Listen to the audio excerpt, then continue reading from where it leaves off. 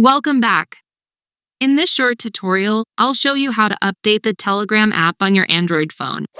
App updates are important to ensure you have the latest features, performance improvements, and security patches. Regularly updating your apps helps you use the newest options and functionalities that can enhance your user experience. So first, open the Google Play Store on your device. Immediately after that, tap the search bar at the top of the screen. Then type Telegram in the search bar.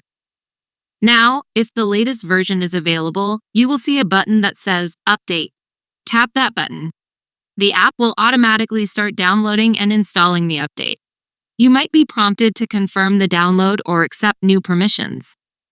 Once the update is complete, the Update button will change to an Open button.